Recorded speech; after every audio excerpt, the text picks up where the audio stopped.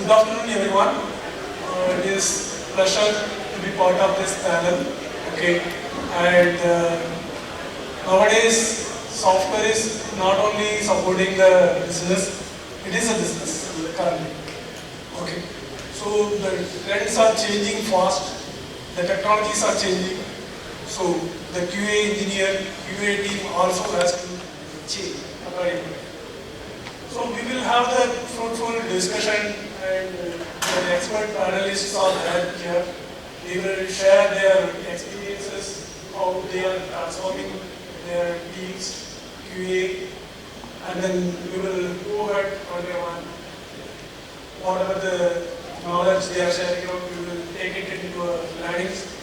We will try to adapt who are having out any gaps, and we will come back to whatever the things.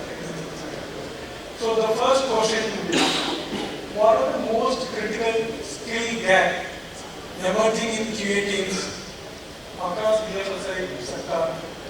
Okay, so first question will be Priyanka. Hey, hi. So I think I would not put this as a skill gap. I think it's more of a capability gap, and how the traditional QA used to be very focused on test case management, defect lifecycle, and I think up until a decade we started automation. Whereas now what the BFSI industry demands is not just testing, it expects people to know what the underlying risk is, what is the regulatory and compliance. And when we talk about a customer journey in the BFSI domain, it may start very simply, as a transaction which is on your mobile banking channel, but behind the scenes it is traversing from your API gateway to your microservices, the orchestration layer, and eventually to your core system, which then, responds back with whatever was the transaction. So if I have to put it in terms of what are the real areas where we need to invest as QA leaders and, future QA engineers, one is having an end-to-end systems thinking. So we cannot test applications in silos anymore. We have to know as a tester what is the journey and how does it start, what all paths does it take, and which is my final system of record or response. Second, I would say is risk assessment. So we as leaders and QA folks need to stop measuring how many test cases were executed. This is a very old metric. What we need to start thinking is, what are the risks we discovered and closed? What are the risks which are still open? And then make informed release decisions basis, can we live with those risks? So risk-based decision making, risk-based testing is something which is very critical. Thirdly, I would say, and of course we all will agree, is the AI literacy. And when we talk about AI literacy, it's twofold. One is, of course, how to test our AI-enabled systems, and not just for the functional part, the guardrails which come with it, right? The bias, the hallucinations, the transparency, the deterministic or non-deterministic nature of these AI-based models, but also leveraging AI for bringing efficiency in testing. How can we test better? How can we test faster? So to sum it, I think today's QA engineer needs to have the depth of technology and engineering, needs to think like a banker, and needs to put their, put all of their risk and compliance related thought process into enabling the engineering teams make a decision that whether this particular feature we are taking live is going to expose the organization to a risk, or is it going to be something which will really meet the customer's demands. I think those are the areas to think about. Thank you. It's very nice. Yeah, maybe just adding on to what Priyanka said, and Priyanka nicely summarized it. Maybe when we talk about the QA skills, we generally talk about AI-assisted quality engineering, we talk about test data, test quality engineering, security, API, cloud, and so on. But I would say these are more of a hard skills. I am nowhere saying that these are not important, but as Priyanka was saying, it is more of a capability. So in the world where more and more test cases will be generated by AI, execution getting generated or execution by AI frameworks and automation frameworks, how we are developing our people, how we are developing QA and engineering teams for their next future, or maybe I would say the next chapter of our industry. So for example, maybe just adding on to the point that Priyanka made, the risk judgment. I would just add to that point, So the simplest example that we can think of is maybe there is an instant loan giving application, which actually depending upon the customer profile, the credit score, it creates, it gives the loan approved to any individual. QA engineers now need to understand that where would business get hit most. For example, let's say the system works fine, but let's say due to credit score, maybe I would say QA team is not able to figure that out that okay, the interest rate that is calculated for this individual is incorrect. That is calculating incorrect EMI. So this is more of businesses that Priyanka spoke about. System thinking, I do understand and acknowledge that with time the systems have become much more complex. So it is not just UI there, middle here, and then we have a database there. But as we discussed, it is more of a UI, microservices, we have a Kafka, which are in turn getting some notifications from third-party applications. So understanding what the system is, because the gaps are not actually when we are testing the system. The gaps are when we are actually testing end-to-end system. So the bugs are arising exactly at the, I would say, in the middle of two systems. Okay. Talking about AI, there is a lot that is talked about AI. I would say we are trying, all the companies are trying, how we can do more of a end-to-end automation for AI, not only development, but for the test cases. What we need in this time is with the assumptions those AI is making. Because AI is not aware of the context. I am saying that the business context or the enterprise context. So how we can actually challenge those assumptions that are made by AI models and algorithms. Thank you, Gaurav and Priyanka. And Biju.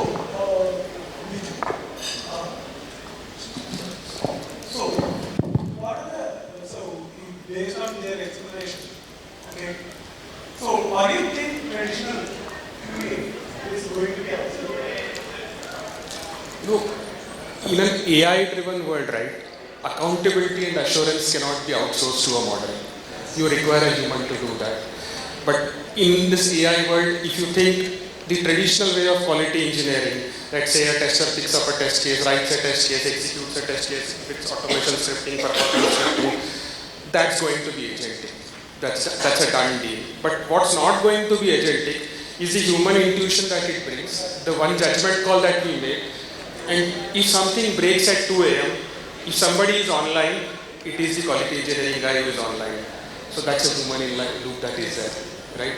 So I believe it's not going to be obsolete, it's going to be transformed. Traditionally, quality engineering within the AI HDFC cycle has been a passive function, underlying, and there used to be people above that. It's now, roles are getting reversed. It is that function which will determine the blast radius. As Priyanka said, a non-deterministic application is going to production. It is the function that will tell the business that is it good to go, is it not good to go, and what's the risk associated for it. Exactly the blast radius associated to it. So to put it very specifically, is the way of quality engineering going to be obsolete? No, it's not going to be obsolete. It's a transformation and it's a work in progress basically. So good. What is your view, Janhavi? Do you have any different opinion into that? I agree with Biju. Means definitely traditional QA is not absolute, definitely. They are evolving. I remember Gnanaguru once said, AI won't replace the human beings. They will help us to solve the problems in faster way.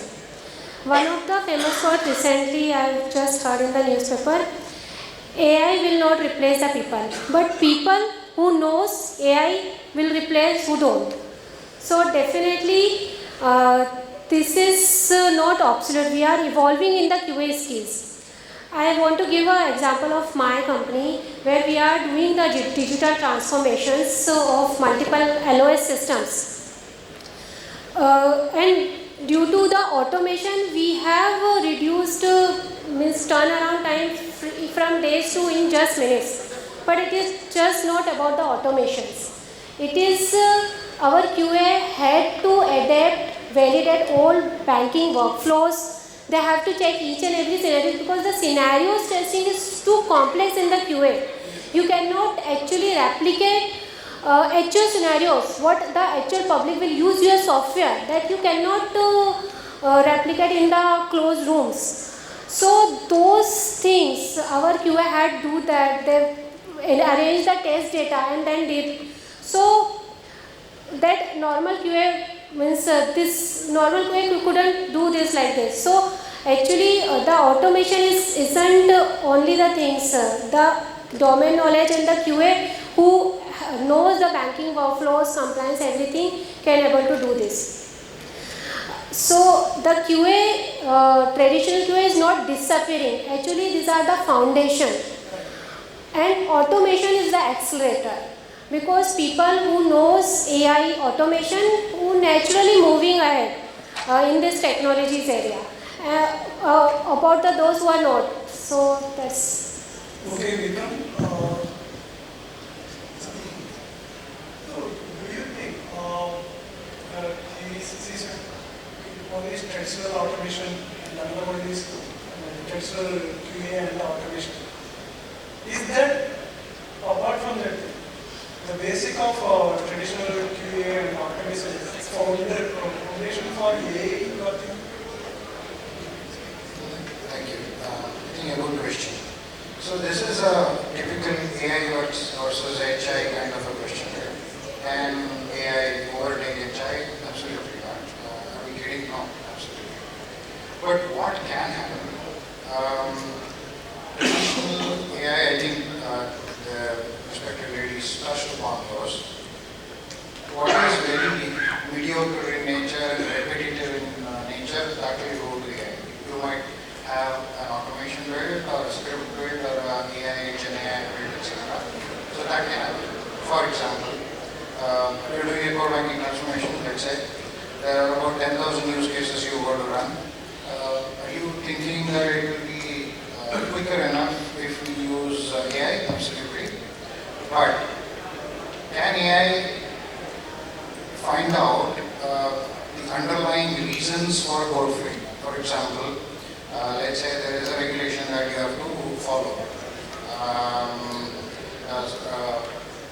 A minor account should have, let's say, a guardian to be also present, or they to sign something, a consent has to be, etc., etc.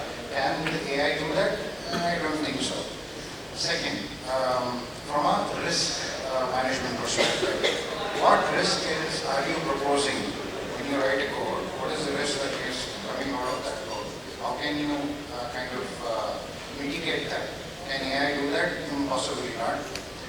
So what I'm trying to summarize here is HI, which is human intelligence, should come in as a consultative testing and should build models for the AI to work in. That's my take on AI versus HI. So, with self-grading, traditional QA is not going to be disappear in recent. Okay. So, how the organization can balance hiring? Okay. So, whether do we want to upskill the existing QA or we have to hire with the new technologies? Okay. Chandresh. Hi everyone. So I think we are building Ironmans. By everybody's discussion, it looks like we need one Ironman QA who does risk, who does left shift, who does automation, who does everything. What my assumption is, this is a cultural shift that we want to have in our organizations, wherein we actually respect the understanding of our existing employees who have been testing any of our applications throughout. Like most of the BFSI domain expertise is the thing that we are looking forward for. A glitch in a transaction, a glitch in a UPI payment, a purchase of a security, any of this fails, we can get a क्या कहते हैं compliance issues, regulatory ask, RCA for everybody. That is what we are trying to achieve by doing a QA. See, the QA skills are very important, as my previous speakers also told that the repetitive tasks can be passed on to our AI tools and engines, whereas any innovative or new thinking, like with the UPI payment that when it was launched, it was a new type of a transactions. So those types of so we can marry a QA which already have an expertise of handling understanding a transaction in a NIF and an RTGS, could easily understand what can be the flaws that can be embedded because of the UPI introduction. So there is this is a point where we should upskill the QA to understand the new technology like UPI or a T+1 transaction. Those things are more important of upskilling it. Upskilling the existing skill set, but because as we all know, IT has the highest amount of iteration, we need to at parallel build a parallel QA training center which brings up new interns or new recruits and then train the existing people, because see, whenever we recruit somebody, there is a high risk of people having issues of am I getting replaced, is the new person coming and taking away my job. The social security or the organizational security is something that we should need to build. So with AI coming into being, I think people are more concerned about their jobs. That should be the point we should try to negate, and we should upskill our existing team as well as build new team so that we can accommodate the AI scale and bring in the use into our present. Thank you. He is probably said we can't take news higher looking for all the business. I can understand business or cases. We can upskill our the existing team we can do that. But we have the challenges of technologies continuously changing. So, Chandan, how you are in your organization now, how based on your experience, how you are mitigating this? So, firstly, I would like to say that we'll have to maintain the good balance about the new hiring and the existing team.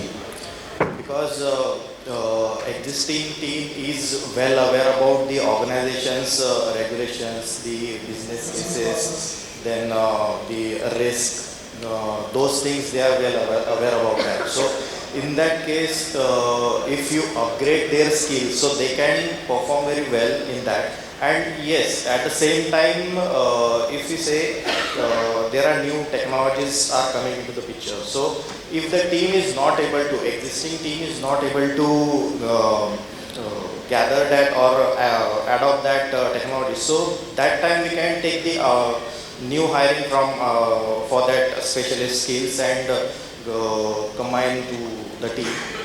And with that balancing, we can drive it safely, and we can make the foundation as a strong foundation, and on top of that we can say that can be a future focused team we can build like that. Correct.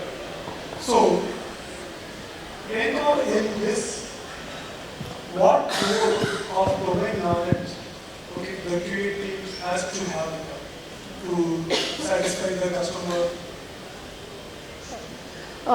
That's a good question. So I think when I see domain expertise, it's kind of like a force multiplier for QA, and specifically talking about BFSI. Because as you know, some of the peers also mentioned, the application ecosystem has become so complex. The journeys are spanning across so many types of applications. Some of them are fraud management systems, AMLOC systems, there is reconciliation management. There are so many different facets to how we used to test maybe 2 decades ago to versus what it is now. So I think domain knowledge is extremely critical. Having said that, of course the expectation is not that every QA engineer becomes a business SME, because that's really not possible. I think what works, what I have seen working, and potentially all of us as leaders need to invest more in, is to build T-shaped individuals. So you need to have the depth of technology, engineering, of course, because as the landscape is evolving, you cannot just be a tester who knows functional testing. You need to know database, you need to know APIs, you need to know cloud, you need to know security, all of those, the gamut of testing, of course, on the engineering side. But then you also need to be much aware of what the business process is. And as Gaurav very rightly said in a word which is my favorite, the context. I think that really matters here. The context which is there, how your business works, the kind of how they use the systems. So domain knowledge is definitely the key here. It helps take a good QA, scale up to the level of somebody who is actually working as a business assurance function. Because QA is no longer a validation function seen downstream. What is expected is we are integrated well in the software development lifecycle, and we are not just saying that okay, this is built and yeah, it is built fine. But we should be able to challenge if what is built is right in the first place or not. And that kind of knowledge, that kind of ability to challenge the status quo will only come when we have a good understanding of what our domain is. So yeah, I think it's very important. Okay. Janhavi, see, Priyanka is explaining about how the domain knowledge helps to customers. Do you think, the AI cannot match the knowledge, domain knowledge and customer emotions, so that the human is needed to interact with the customers very smoothly? Yeah. So thanks for this question. I actually wanted to share my thoughts in this because the journey I had while doing the digital transformation of the multiple loan origination applications. We had embedded multiple fraud controls, audit checks, eKYCs. Means there are multiple places where there is lots of integrations and automations. Our QA engineers who had a banking workflows experience and the compliance knowledge, only those could spot those issues in the loan applications, which generic tester might be missed out. So, domain knowledge is, I think, is the essence of anything which you are building. If you are building anything as an application, domain is the essence, because when user use it, that should be functionally correct. I remember Jamie Dimon from the JP Morgan often says that trust and compliance is non-negotiable in financial services, and everybody can experience that in day-to-day life of us. So, these QA professionals who has a domain knowledge, they are the guardian of this trust. And if you take an example, this domain knowledge of the QA domain knowledge is actually turning our QAs from engineering expertise to trust building functions. So that is most important because when we deliver our software to the users, they actually accept with the trust, okay, this will work and I will do. So if I am giving this my applications to, I am building Edelweiss application and giving it to my user, okay, you can disperse your loan in only in a daytime, which is they were taking earlier in a days or 12 days that. So that should be actually happen, and if it will happen when it is functionally correct. So technology, the people who actually understand domain knowledge, they are the bridge between technology and confidence for our auditors, for regulators, and most importantly for our customers. Thank you. So, like you are saying that the customer, the QA teams or manual QA teams, they can build the trust, more trust comparing to the current technologies and other things. So, Biju, what is the new risk that's having it out? AI-generated code, or you can be testing, okay, you have it out the impact on the business? It's not that AI writes bad code. It writes convenient code. So if I today ask a developer that you write a code by hand or how you do it traditionally, he will do his application, the QA will do the traditional way, wherein the validations are traditional in nature, boundary value analysis. We have done this as a bread and butter. With AI generation, right, it gets inverted. If AI generated code is bringing out a bug, right, it's based on a pattern that it has learned. And specifically, it introduces to me as a quality engineer, a leader who has to sign off already, 3 different critical risks.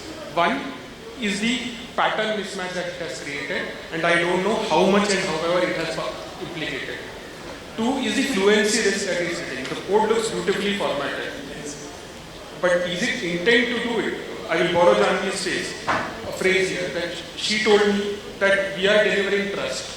So if it's not intending to deliver what it is trying to do, then the trust is lost. And third one is the ownership gap that we see. Because the logic is not built bottoms up by a person, we don't know when the workflow breaks, where exactly it needs to be deeper, right? So just extending the question a bit more, right? So what are the QA approach that could be done to overwhelm this? Is typically T-shaping your functional testers so that he becomes domain leads, so that he actually tests the context and the intent that it needs to be there. Secondly, use AI to test AI. So basically what I'm trying to use is that going a deep dive here, use cosine similarities, use hallucination maps. If your confidence scores are not good, block it. Right? That's one way of doing that. So is our current QA team enabled to do it? There's a question mark, and that requires training. So that's a valid question. I'll come to that. So just is that current QA teams, okay, whatever the training we are providing right now, is it adequate in this time? Okay, this is, most of the people are having kind of a tool-based training only. Okay, whether it could be automation training or automation or something like that, or log analysis. Is that adequate right now? And are we aligning with the current trend, whatever the AI is coming into that? For example, traditional QA training will be more into what is functional manual testing, functional testing, automation, API testing. Is that coming out like a complex distributed architecture systems and the integration testings? Or it could be CI/CD, pipe and parallel testing. Okay, and whether it is coming like AI-enabled test creation and automation doing that thing. Yes, we definitely need a man in the middle. Okay, we can't skip that part because we have to review. One is AI need QA, the other way QA also need AI. We can't skip this thing. Okay. So, with this one, how organizations build culture of continuous learning? Because this will not, within a short period, it can be achieved. You have to be train the teams continuously manner. Okay. How this can be achieved on continuously? What are the approach we can have? So I think when we talk about continuous learning, the idea is not to just get people to do certifications and courses and trainings. While of course that's important, but I think to look at the application of that knowledge in our context is what is very critical. So I think if you ask me how the training really happens or how the knowledge really gets built is on the job. 60 to 70% is when you're delivering. So when you're delivering a big program, you of course acquire domain knowledge. You probably are testing a new technology stack, so you know what are the new tools which are available to test it. You are also understanding the new risk and compliance related aspects of that particular new program or delivery which you're making. So I think learning on the job while doing a delivery is what is important. 60 to 70% comes from there. The other, I would say 20-25% is from your SMEs. So, one of the very important aspects we have seen in our line of work is whenever the testers are doing a joint testing with the business users as part of the UAT, that's where you really understand, where does the friction lies? How does my user actually use the system? So some systems are technically fantastically built. They will check all the, you can cross all the dots and the i's. They are working perfectly. But when the user uses, there is a friction point, or they find it is not so usable in terms of what they wanted to do as a business process. So I think understanding, working with these SMEs is what is important. And of course, the remaining aspect is making sure that the organizations keep investing in skills of the future. So one of the examples is, and I think most of us have heard about Project Mythos, right? So we know that there are going to be security vulnerabilities, there are going to be OEMs releasing so many patches to their existing software. What is going to be critical as a QA will be regression testing of those applications, right? Making sure that fixing one thing is not introducing or creating another regression bug. So thinking about that and then seeing where does my regression coverage lie right now? What do I need to build to scale it to a certain level which is acceptable and required? So keep thinking of it like a skill matrix, but a living skill matrix is what I think we should do. Thank you. So, Chandresh, for you, how do QA leaders measure the ROI? So, because we are doing AI and all the technologies we are building it up, whether the QA leaders measure the ROI of automation, AI, and upskilling investments, how they can do that? So basically, just to continue what you were saying, basically what we want is a loop, whether it's an AI loop or it's a human loop. Because what happens is the automation using AI can only happen if we are giving the AI a proper input. An issue that has happened in production should not happen again. That is something that I think that used to happen earlier also, because when the QA used to get a bug in production, they used to update their test cases. Similar things needs to happen when we give an input to the AI. It has been very well automated, wherein in today's AI world, production issue can be fed as an input to an AI through a pipeline that debugs which code got changed, which was a test case that was run, what was the pipeline that was taken. All things, ecosystem is very integrated, I would say. The only problem which I see in today's world is twofold. One is if there is an application which is already existing compared to an application which is freshly built. Picking up AI application for a startup is very easy because you are doing everything ground up.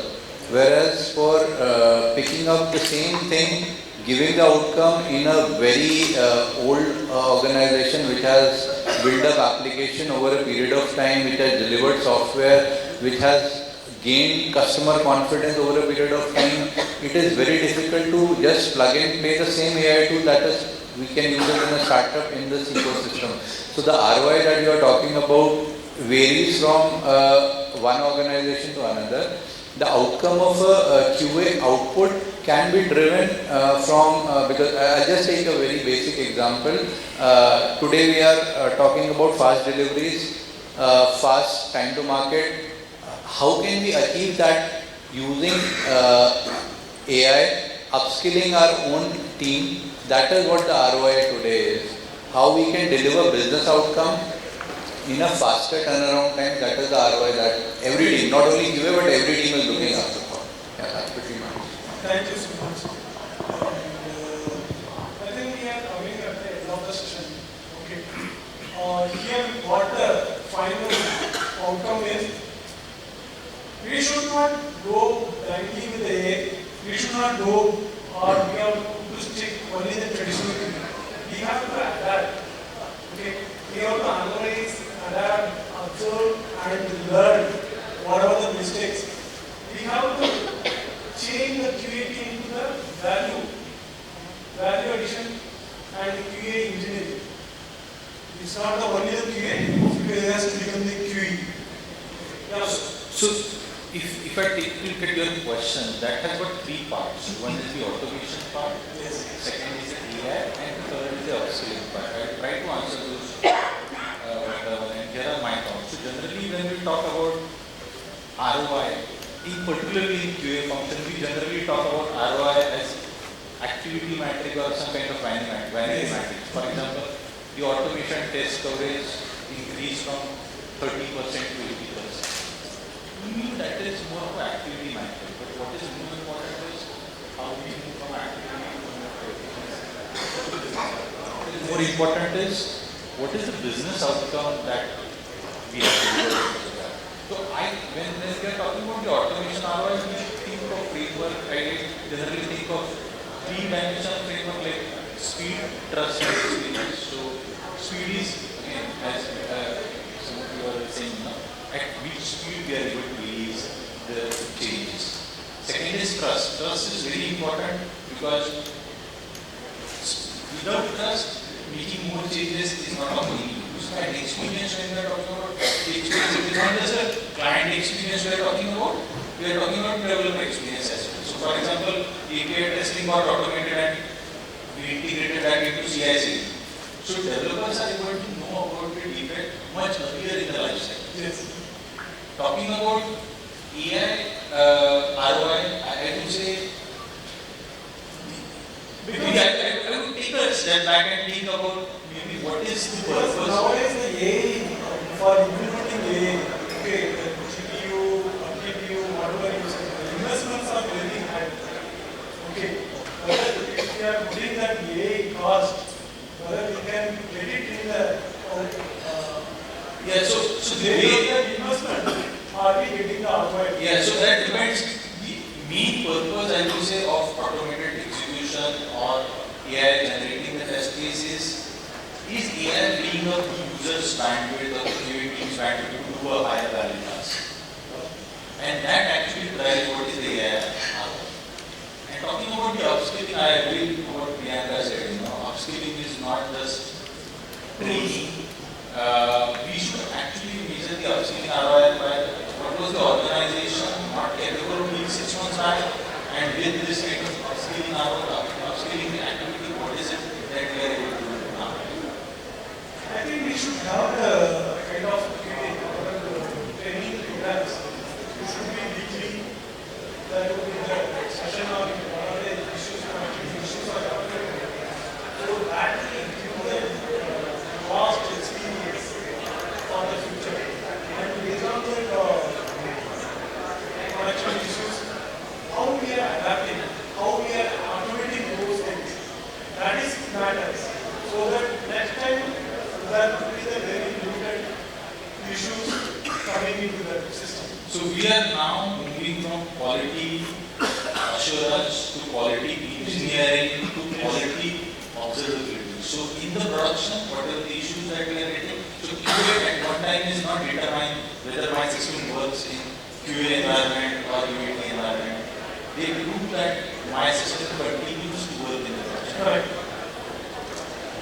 Thank you. So I think we can conclude. Is there any questions from audience? You can ask the panelists so that they can clarify.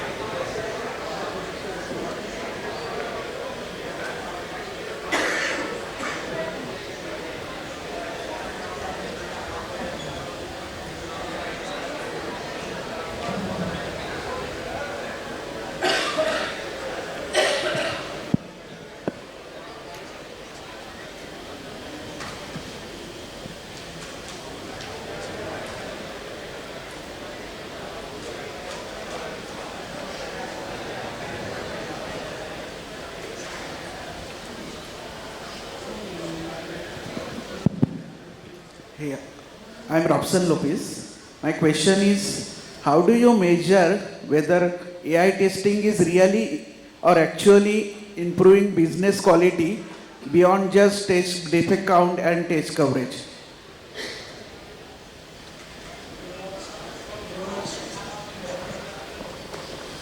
So the proof of the pudding is when it goes live, that's it, right?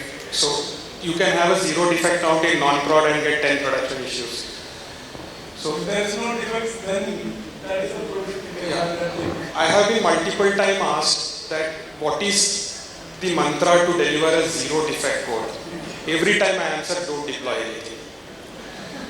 So let's be very clear that there will be defects that will be going through it. So in order to say that if AI testing is enabled you to better, the matrices will have to be checked in terms of speed, agility, and the quantity that has been sent across. The early identifying the problem, that is the matter. Correct. Before going to production, we want to identify and fix it out.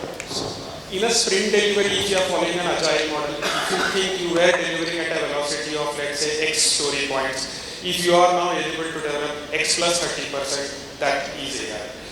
As you mature itself, right, every role will start the questioning that do you really need the doers in this team, and can the thinkers only manage it and the bots start to do it between.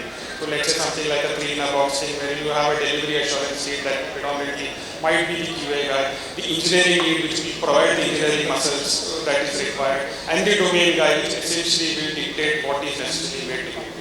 So in that way you will see roles being changed and applicability and ROI being changed.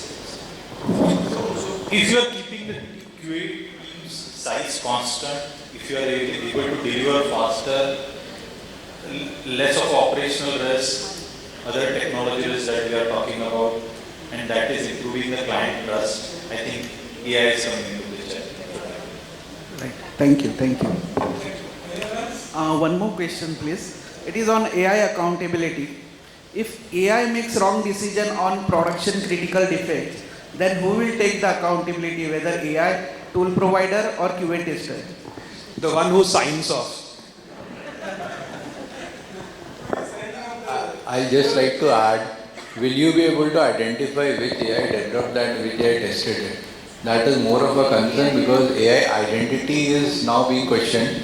I can deliver a bit of a code, I can test a bit of a code using AI, but how will we identify which agent tested that code?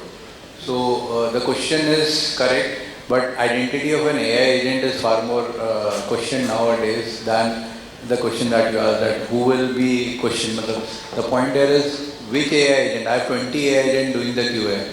Which of the agent was passed this code as a pass-through? That is the question that we are having nowadays. Instead of having will AI be questioned or somebody else, which identity of the agent is getting questioned. I just want to bring a different perspective to your question, right? So, banking industry is highly regulated, right? And we are governed by RBI. So, in advisory 6 and 7 of RBI, it states that any agentic AI or AI use case you bring in, there should be two things mandatory. One, reasoning of why that particular AI said this is yes or no. Number 2 is humility. If these two are in your HDFC cycle or your testing cycle, you might not even find that you go into a production with a false start. So that's what. So prevention is better than cure. That's the Just want to give a example, a very simple example of to answer your question of driving. So earlier, for example, was our QA manually steering every turn. Now automation is like automation and AI like cruise control.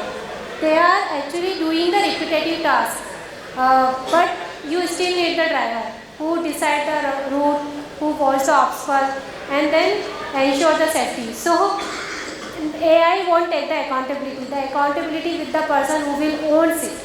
So definitely who is delivering, who is doing is the accountability which goes to, because AI is not automatically comes. You need to design the AI, you need to execute it, and then you need to certify it is working fine. So it's with the person who is owns the testing. Thank you. So I think we can move on to Sagar. Yeah. Hi. Is it on? Hello. Yeah.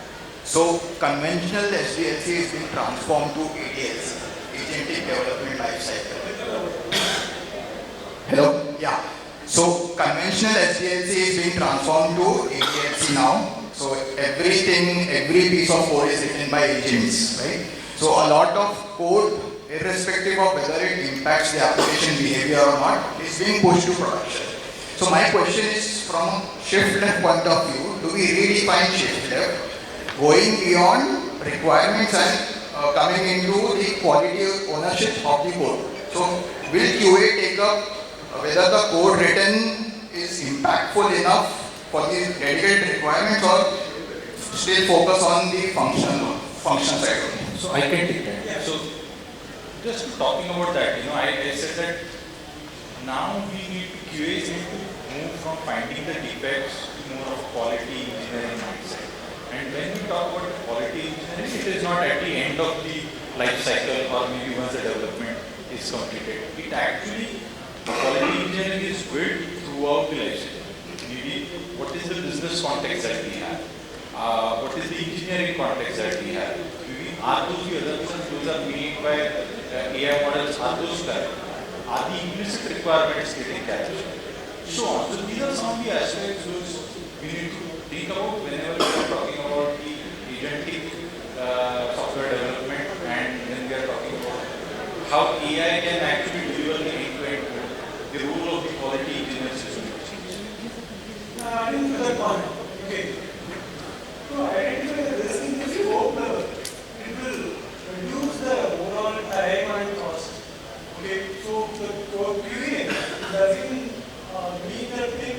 I will do the testing after the development completes. Not that. You have to be go in scope discussion itself. You have to identify the risk, and from there itself you have to resolve it. Okay. So it is a continuous learning. You have to be practiced. You have to be stay with the scope to end release. Thank you. And I hope we are on this. Hi, my name is Madhumita and I work with SMFG. We are not able to hear you.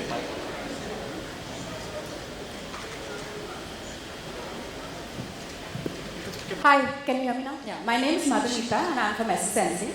My question is that now, increasingly developers are writing or building applications using AI, and agentic AI is building their codes and developing applications. So as a QE, what is the approach that we should follow, or what are the skill sets that are needed to test and challenge AI-driven applications or AI-made applications? Okay, I will answer the question. So, nowadays developers are doing coding through AI assist tool. First, you don't go with the AI testing in the initial stage itself. First, you can go with the AI assist tool. Okay, that means try to create a test cases using the AI. Okay, step by step you go. You can't go with the 100 level. Okay, first do the test case creation, then scripting, automation scripting, you do AI assist tool. Then you build up the execution, it will come actually. Reiterate whatever the defects it is there. That also you provide to the AI assist tool. Okay? Do that in the manual mode. Once you are comfortable, then put this in automation.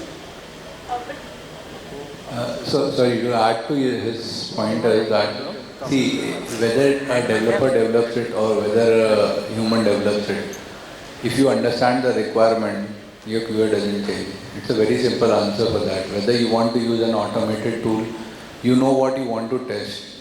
AI will not generate a code which is divergent to what was the requirement.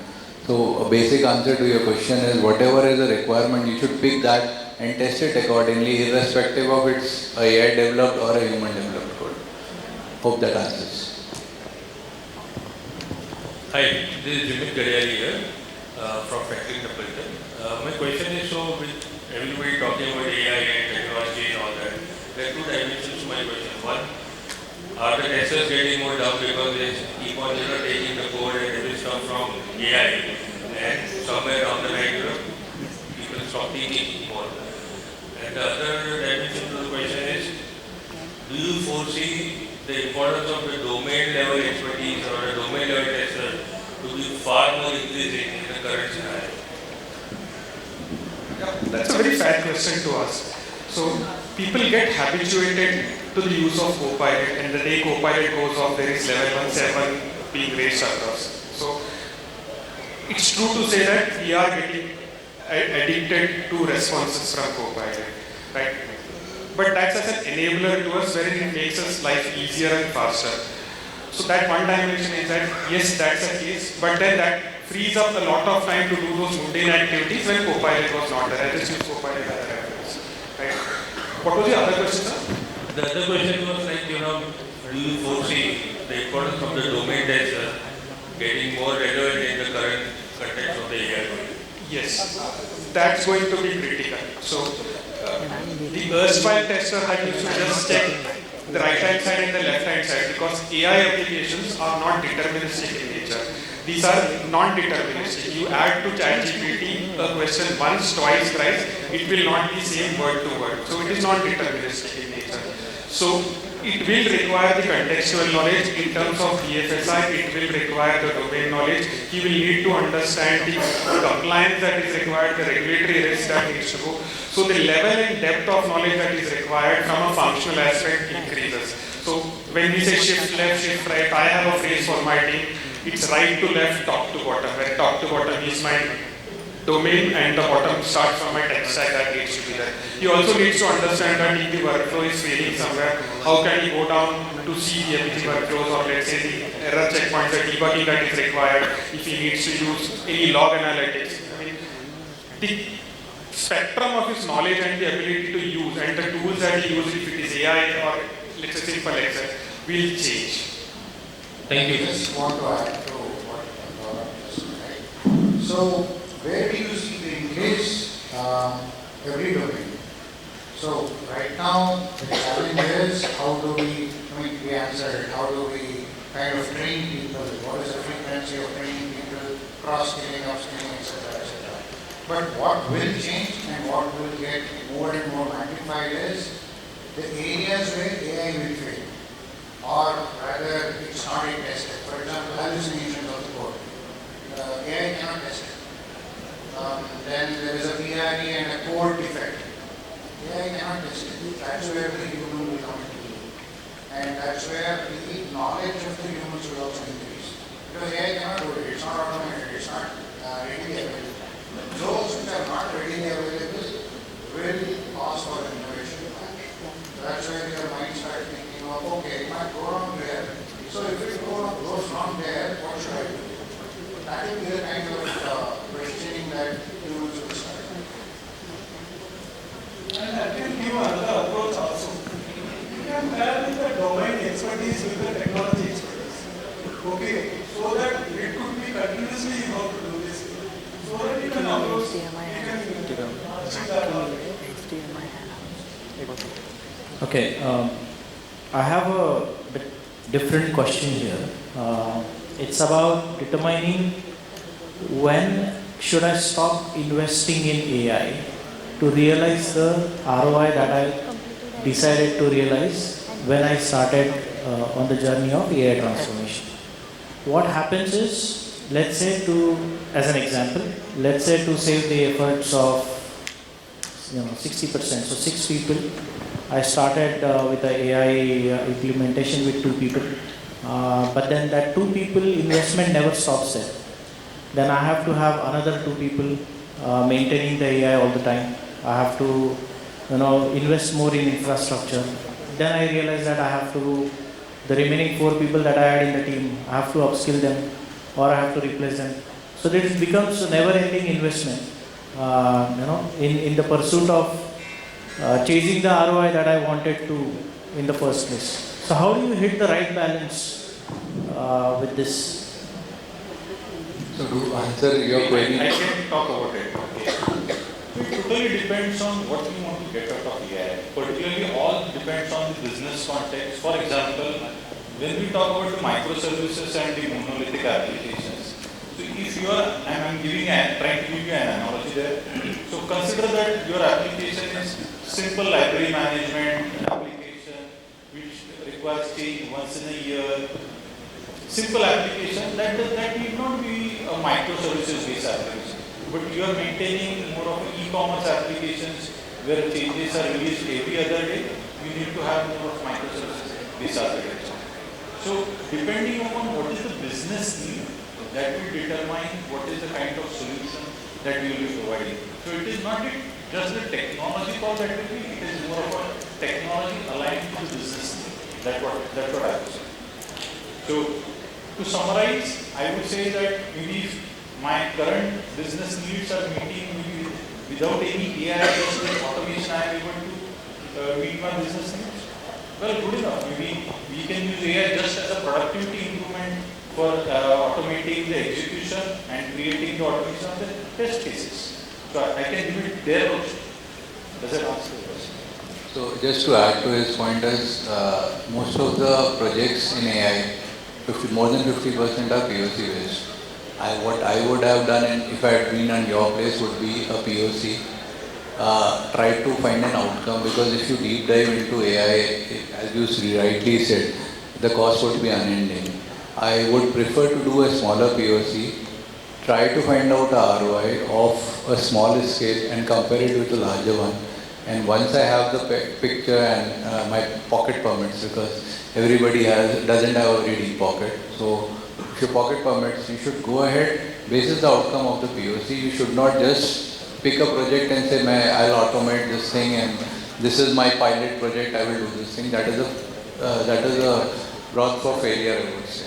So do a POC first and then go for a larger project. That's what my suggestion would be. Thank you. If you are doing the fast applications transformation, you are creating a end-to-end LOS system, it would have a multiple stages like sales, then underwriting, then you would have a post-sanction activities, then operations.